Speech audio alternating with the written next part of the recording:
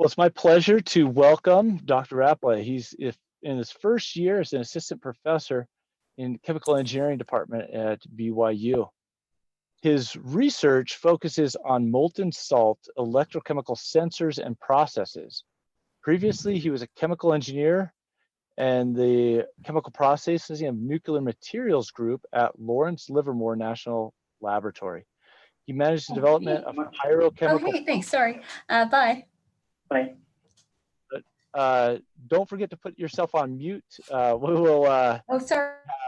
have comments later on. Just go ahead and manage your microphones. So he managed the development of pyrochemical processes to produce materials to support Lawrence Livermore's mission of national security.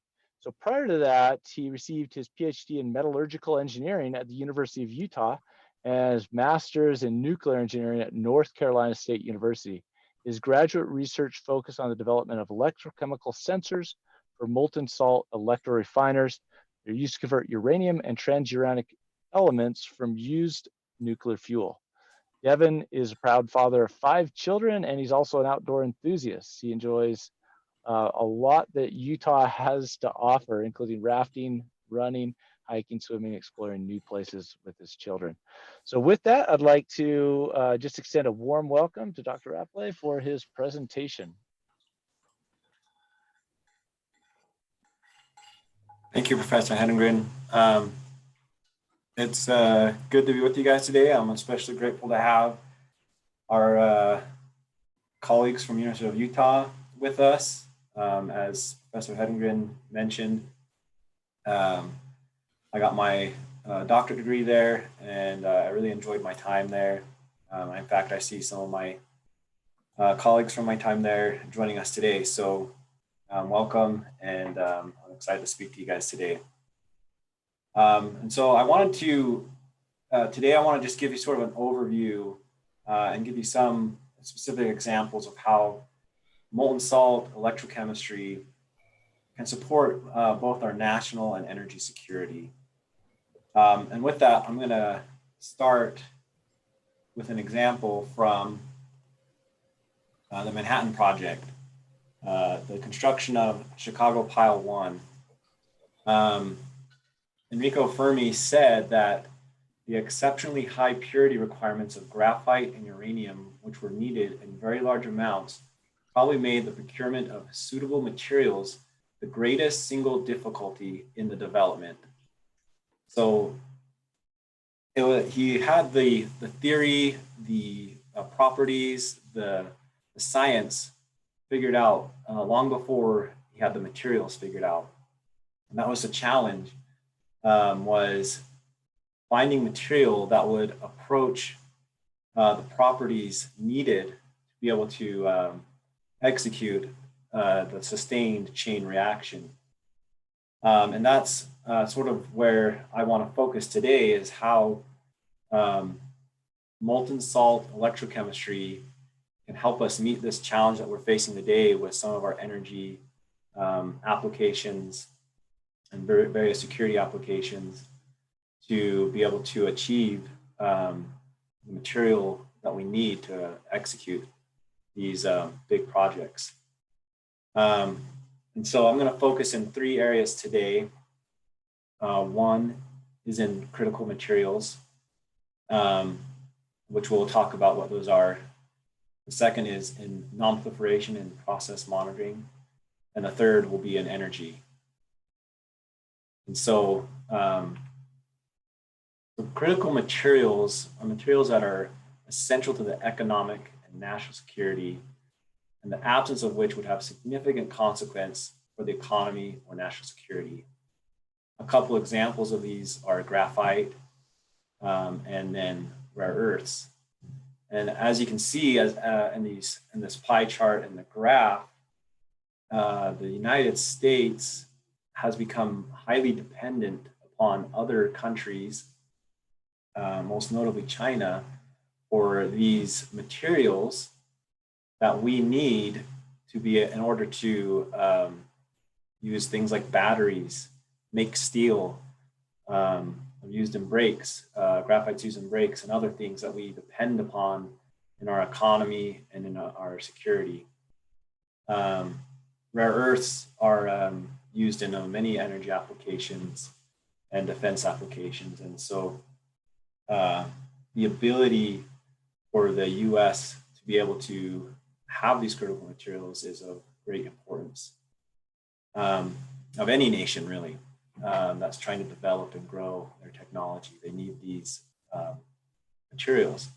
And so, for example, synthetic graphite is one way that we acquire graphite, not through foreign suppliers, but it's limited because it is really costly. It's up to 20 times the price of natural uranium. Sorry, not natural uranium, natural graphite.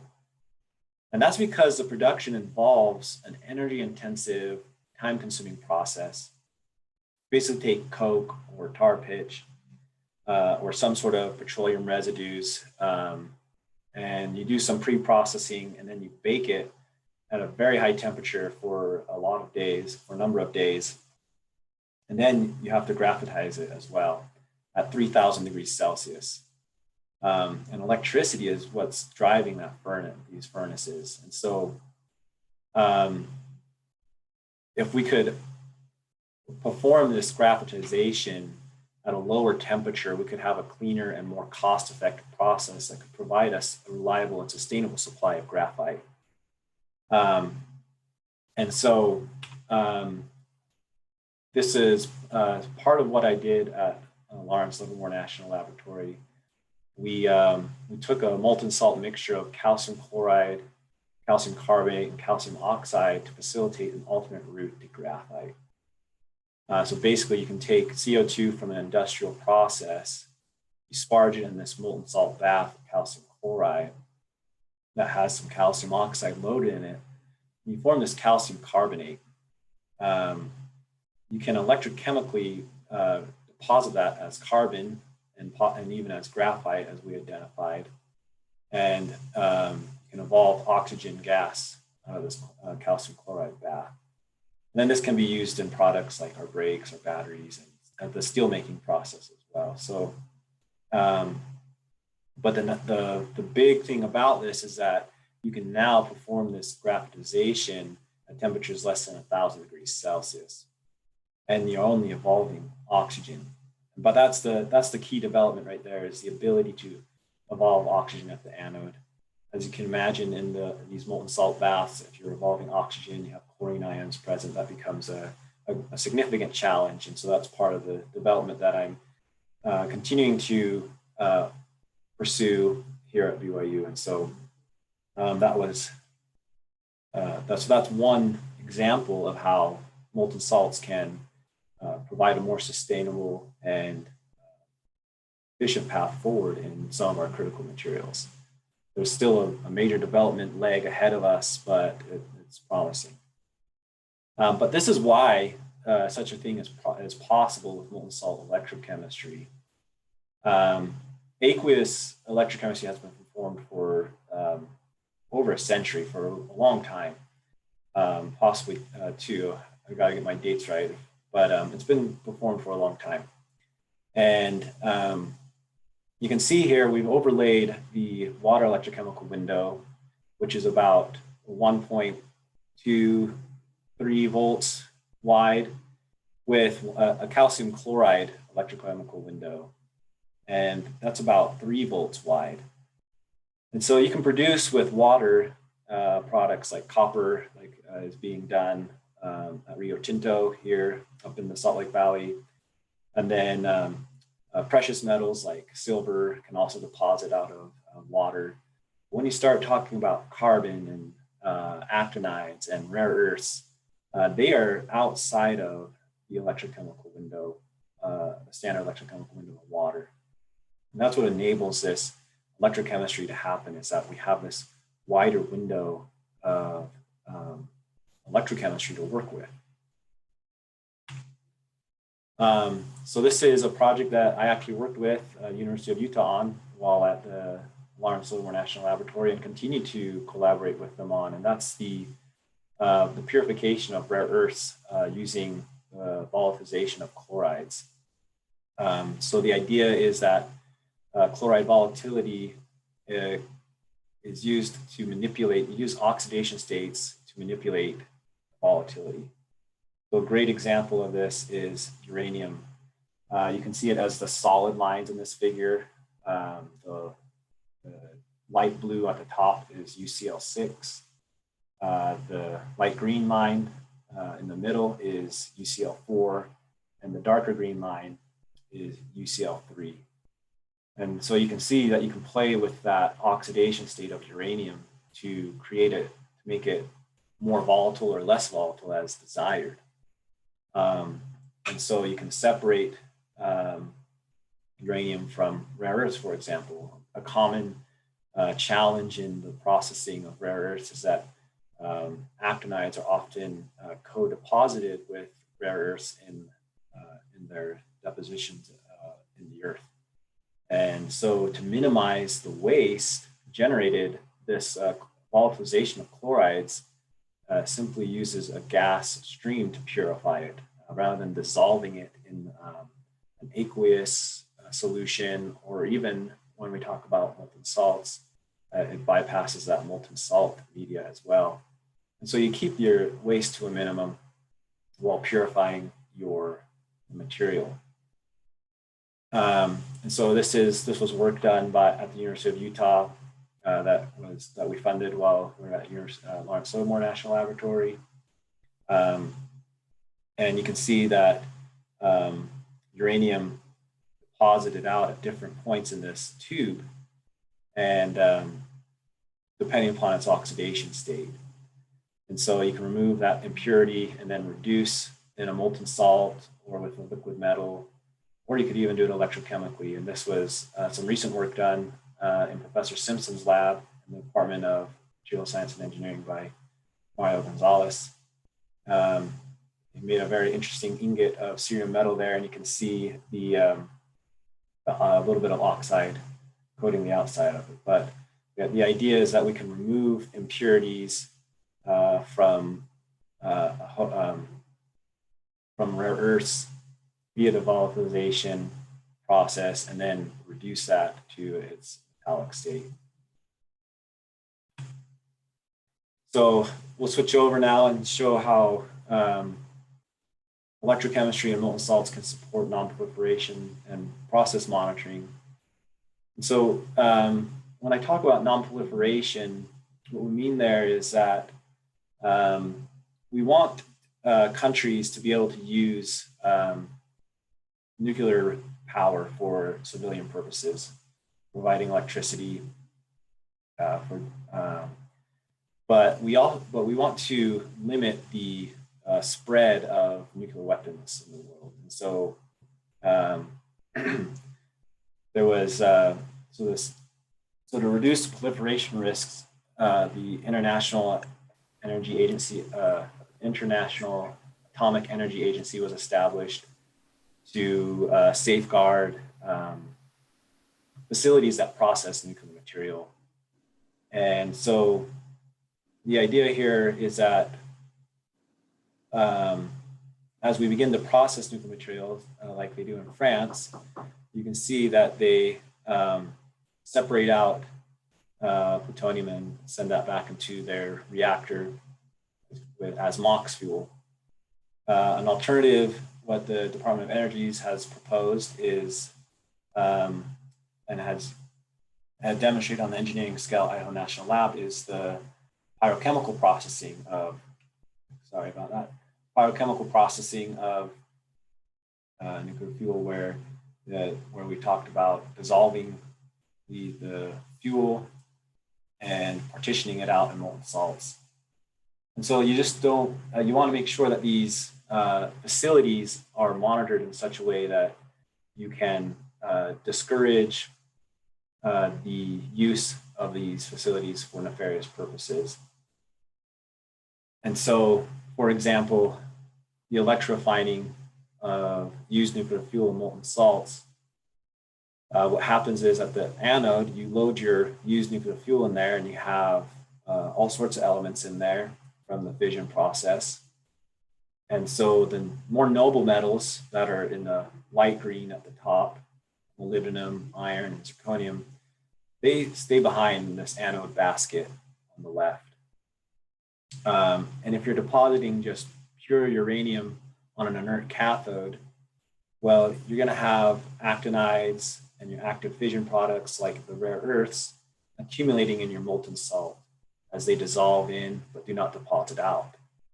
There's also a couple other ways where you could extract uranium along with other transuranic elements.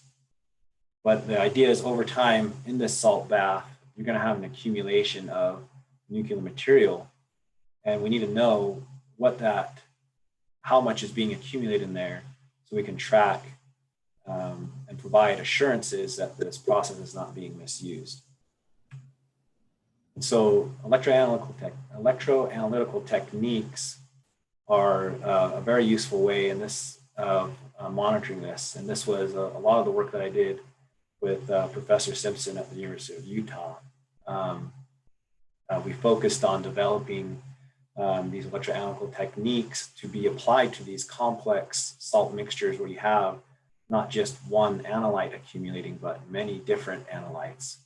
And this was chosen because electroanalytical probes, you can see pictured on the right, are quite simple and robust and can handle these extreme environments and require very little maintenance.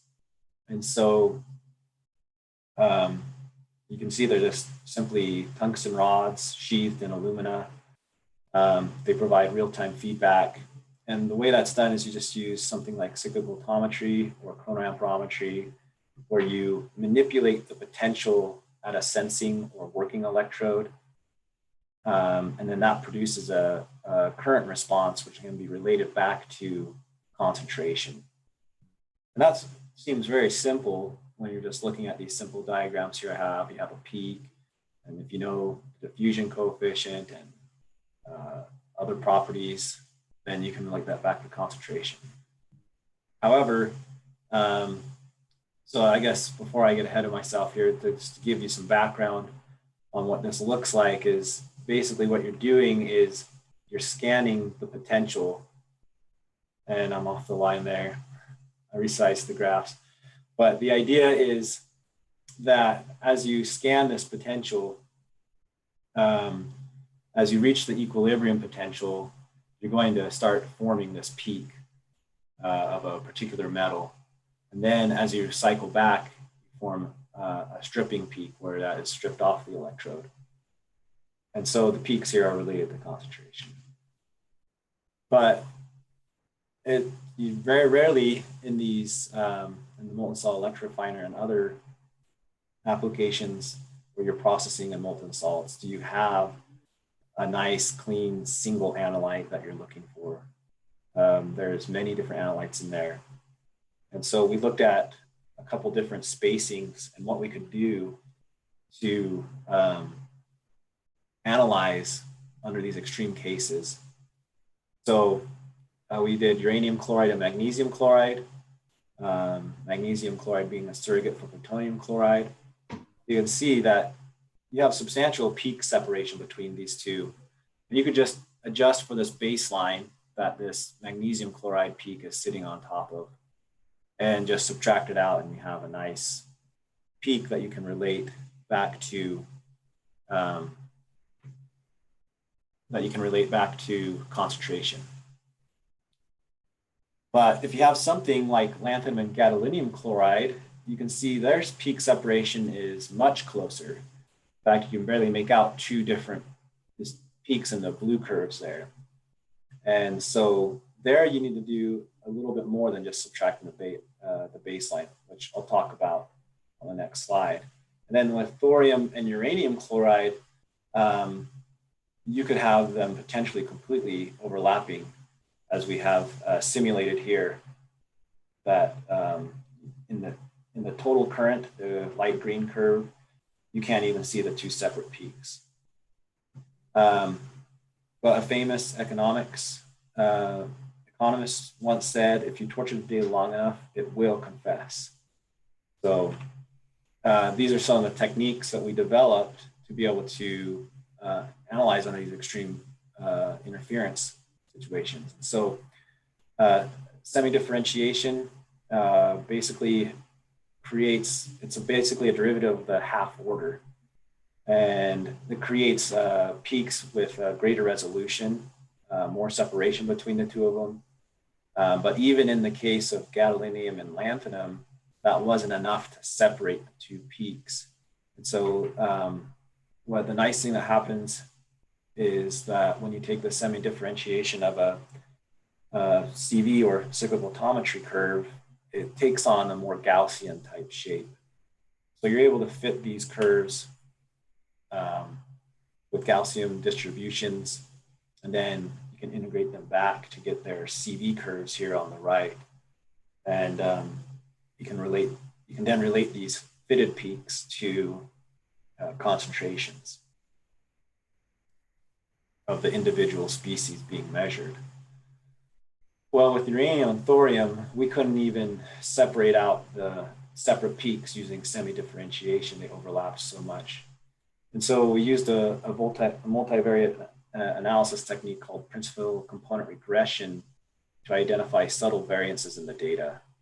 And so rather than just selecting the peak value, what it does is it uses the whole data along that curve. And you develop a training set. Here we have a number of different uranium and thorium concentrations. And then you analyze that training set using principal component analysis to identify the main contributors to variance. These are called the principal components. So you can possibly see at maybe with your eyeball at the bottom of this curve, a slight inflection in the curve when thorium begins to deposit. And so it's picking up subtle things like that. And then it regresses these principal components with concentration. It predicts, and then you apply that to an unknown composition, these regressed principal components, and you can predict the unknown concentration. And so we're able to get, with the experimental data with lanthanum and gadolinium, we're able to get a correlation with the predicted concentration versus what was predicted by our cyclical photometry peaks that were semi-differentiated and fitted. We were able to get a pretty good fit. You can see that there's quite a bit of variance down here at low concentrations versus the ICP-MS, which was the standard measurement method. But you can see if we apply principal component regression to our lanthanum gadolinium data, it improves our correlation significantly. You can see that these red points lie much closer to our one-to-one line here going down this at the diagonal dashed black line. And so that improved the accuracy of our predictions using electrochemical techniques. And you can see here for uranium and thorium, we also got very good agreement, but this was simulated data, so it didn't have natural variations embedded in it like our lanthanum gadolinium data did. But still rather remarkable that you could take two almost completely overlapping peaks and identify which concentration is contributing to changes in the data. So here, one of the natural variations we discovered in our data, of our experimental data, was that is that of area. In these high temperature molten salt experiments, it's very difficult to get a precise measurement of area because you're down in a furnace. You can't really see it that well. You can't really see what's going on in the salt interface with the electrode. And so what we observed was, so we had this peak current here plotted for all these different test runs, all these different markers show different runs, and you can see that there's a large degree of scatter between these different tests. But if we take a test where we kept the electrode constant, just in the same position as we added more concentration, you can see that there's a lot less variation in the data here on the right. And so the next thing we worked on was improving that. And one of the things we noticed that was causing inaccuracies in our area was that it was that of wetting. So what we did here is we took an electrode and we immersed it in the salt, let it sit there for a while, for hours. We pulled it out and you can see it's a little granulated. You can see that there was this wetted length about 12 millimeters long. And then we took that and we stuck it back in and pulled it right out. And there was this frozen salt because we let it cool off. So the salt would freeze on here. And then there'd be this frozen salt layer that was thicker for about 1 centimeter for 10 millimeters. And that was the standard way when we were doing these measurements of measuring the area. Is that you would dip a cold electrode in there, you'd measure the length of the frozen salt area, and that's what you would use to relate back to concentration. Well, that isn't a very precise method of measuring area, as we can see that wetting and surface tension effects can impact what that length is. Fine if you have a really long electrode, but in these electric analytical techniques, you want to keep your current low to reduce the effects of IR drop and other interferences.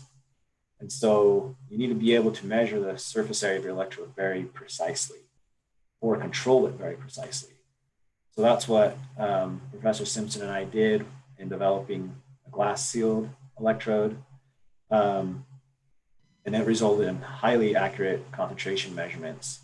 You can see here on the y-axis, we have the electrochemical method, what it predicted for the moles per liter.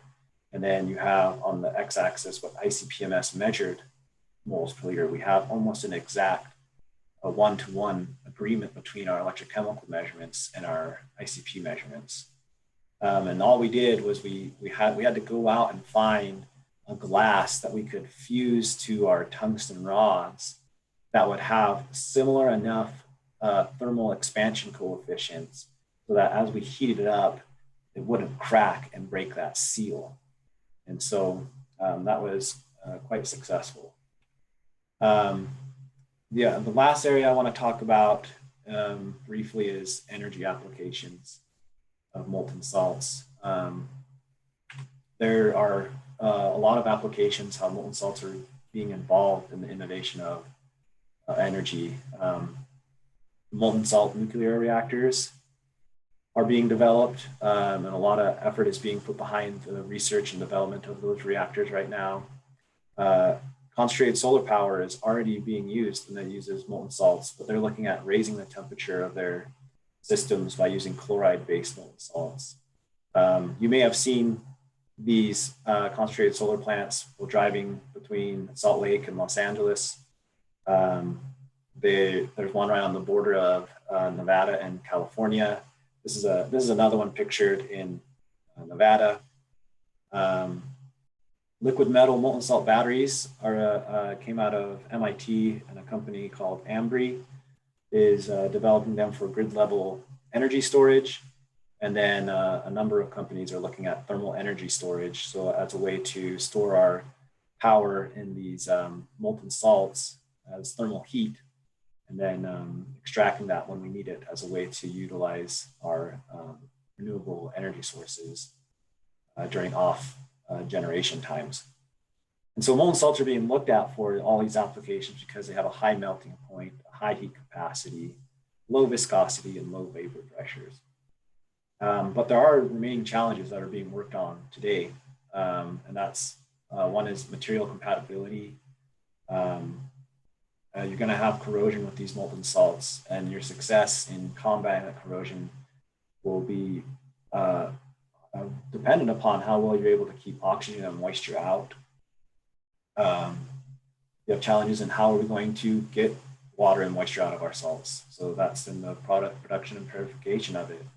And once you have it pure, how are you going to monitor and control the contamination of oxygen and moisture or other impurities being accumulated in your salts? Then in the case of molten salt reactors, you have the challenge of a significant challenge of non-proliferation and safeguards of how do we now safeguard this new technology to make it available to as many countries as possible.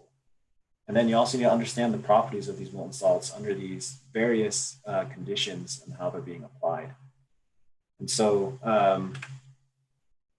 the work that I did with the University of Utah as well was on this oxygen sensor for calcium chloride salt.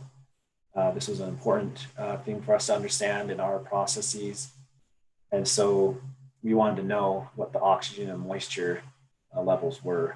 And so we used these simple tungsten electrode probes to identify a reaction that occurs with oxygen in the melt with the tungsten electrode. And my colleague Chao Zhang, who was also a doctorate student at University of Utah, developed these measurements where he was able to correlate the oxygen in our molten salts to their cyclic voltammetry peaks. And so, and depending upon which electrochemical technique you use, this one was developed to detect it at the hundreds of ppm level because that's what we were experiencing in our salts. You can detect these even to sub ppm impurities if you get the right technique set up for your salts. And so this is another tool that I developed at the University of Utah during my doctorate studies. That is the rotating electrode. And this is important, especially as we start looking at applications in flowing systems. The nice thing about rotating electrodes is that they can create well-developed flows that have various correlations to dimensionless numbers. The rotating electrode often takes on this form with the Sherwood number related to the Reynolds number and the Schmidt number. And then each one of these dimensionless numbers can be related back to different properties of the salt, like fusion coefficients, viscosity, mass transfer coefficients. And so here's a short video of the rotating cylinder electrode that we developed. And you can see that it is highly stable, even at high speeds. The surface of the salt is remaining relatively still and flat. And so we developed a nice flow pattern, which then we could relate to these Reynolds and Schmidt numbers. And we have a nice publication out on that as well. So, but just in summary, and then I'll be happy to take any questions.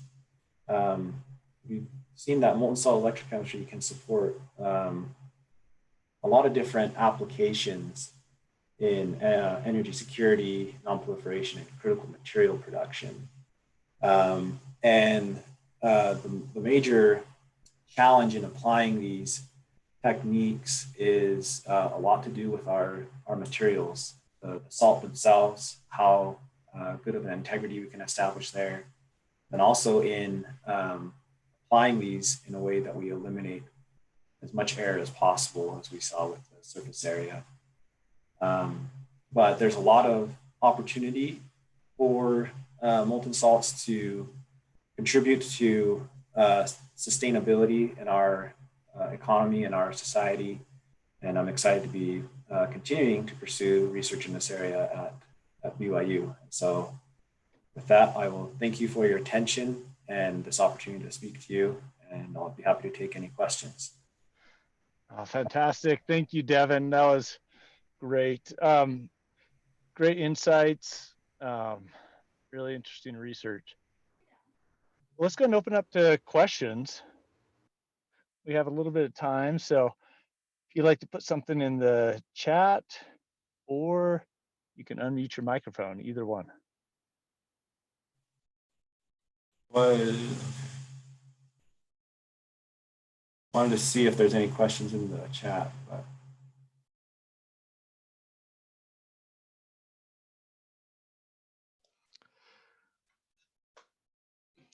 I had a question about, there was a slide towards the beginning that was about, I think it was vapor pressures of some of the various salts. Can we go back to that? Yeah, sure.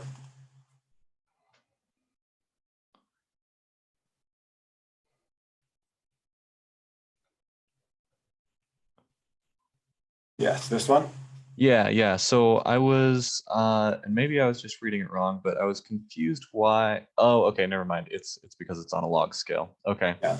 It was asymptoting, and that seems strange to me for vapor pressure. Oh yeah. Sorry, I didn't was explain that expecting- too well, but yeah, it's a logarithmic scale, and we cover quite the range of vapor pressures in this plot. All right, I have a question here from the chat. Did scan rate have any effect on the CV results? Are those related in any way? So yeah, so scan rate is important to keep track. And you can see here this little new signal, that's our scan rate. So there's a couple important things to consider when trying to make sure that scan rate isn't impacting your, or you aren't conflating scan rate with concentration. And so first thing to consider is that are we in a regime where the peak is behaving in such a way that it's dependent on the square root of scan rate? If it is, then we can simply normalize by the square root of scan rate to remove that dependency. But there are regimes where if you scan too quickly, you will become limited, not by diffusion, as this equation implies, but by the electron exchange at the interface. And there in that land between diffusion control, where it's mixed control between diffusion and the exchange of electrons at the interface, in that space between, you will not be dependent on the square root of scan rate. It will be some hybrid. And there it's very difficult to create a good correlation between concentration and peak current. So you either want to be limited by diffusion or by your electron exchange at the interface. Then you can just normalize out by the square root of scan rate. Was that a little too much or too little? What was the? She says that's great. Okay. Okay, so here's just another question. I couldn't help but notice how frequently national security comes up in discussions of nuclear energy. Do you think the highly guarded approaches to nuclear power hinder or help the industry? That's a great question, Joseph. I probably should be careful how I answer this. So I think that they're necessary. And in some ways, but I think there's ways to work within this highly guarded approach to keep collaboration going. That was one thing that I did, because that's what's key, I think, in the development of any technology, is that there's a good exchange of information and stimulus of ideas from different people. And so you just have to learn how to work within that environment.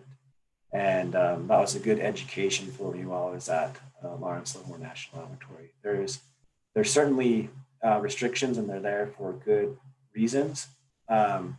But that doesn't necessarily mean that you can't collaborate. I collaborated with University of Utah. I collaborated with a couple industrial partners while I was there as well. And I think that it's useful to do that. So I think that's the best I could answer your question, Joseph. But you bring up some interesting points. Great. Hey, Devin, I had a question for you. This is David. David, how you doing? Good. It's good to hear from you. Yeah, my question is the longevity of electrodes you talk about. Specifically, you had a working electrode that was coated with some sort of glass. Do you think this will hold up in a radiation field, or do you know if there's any literature on glasses and their longevity under, an operational ER? I can't speak that would be the next step in the development of this electrode, would be testing it under these type of environment where it's being irradiated. But all of my experience would say that it should hold up okay. I believe that glass has been used in these. In fact, vitrification was one of the best ways to encapsulate and store radioactive materials for long times. So my gut would tell me that there's a good chance that it would last a long time.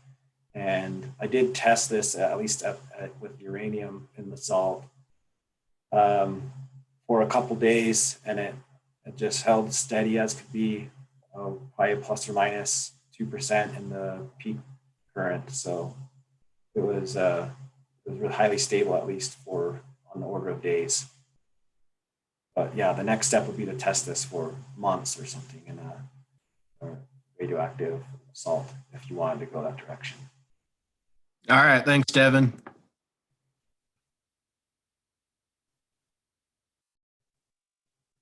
All right. Any other questions?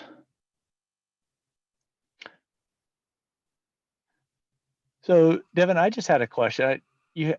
There's so many different types of molten salts, and you discussed a lot of the properties and measurements. Can you give us kind of a big picture on that, your perspective in terms of the commercialization, the viability? How close are we to really making these mainstream? Well, in the case of concentrated solar power, you already have plants built. Their history has been with nitrate salts. And probably Professor Simpson could speak more to how close we are to applying chloride salts to these technologies. But I just know that that's a thrust right now. And I've actually talked with people from NREL, National Renewable Energy Laboratory. So it's actually being pursued. I know with molten salt reactors, there's companies like they're talking 2025, 2030 for having this technology demonstrated. And so we're talking in the matter of a decade or less for some of this technology. Can you do you want to correct me on anything there, Professor Simpson? Or is that your feel for the field as well? Yeah, MSR is probably around 2030, 35. I'd say the salt cooled reactor may come on first. Kairos Power's time frame is around there. TerraPower probably. I mean, TerraPower is moving forward pretty well. They're gonna be probably getting money from DOE to do advanced reactor development. So yeah, probably along that same time frame. As far as the CSPs, I'm not familiar with whether any industries are using chloride jet in their systems, but DOE is putting a lot of money right now into chloride CSP. Yeah. So yeah, we're talking like a decade or so. That's fantastic. Okay, last opportunity for any questions. I have a question for you. Parker, how you doing? So what's your plans moving forward? That's a big question. But the reason why I presented on this material is these are areas that I continue to have an interest in, and I'm looking for opportunities to work in, to collaborate in, that could make sense for us given different people's needs and the expertise that I'm able to offer. So I have an interest in all these areas, given my past experience in developing these different technologies, and I think I showed a couple slides and credited Parker. He did the great work on the chloride volatility the University of Utah for us. So thanks, Parker. Thanks. Great. Well, thank you so much, Professor Rappleye. Very interesting presentation, very well delivered, and I think just the questions afterwards, very, very nice insights, and thanks for doing this. Okay, well, I think that concludes our seminar today. And appreciate everybody joining, especially this collaboration between BYU and the University of Utah.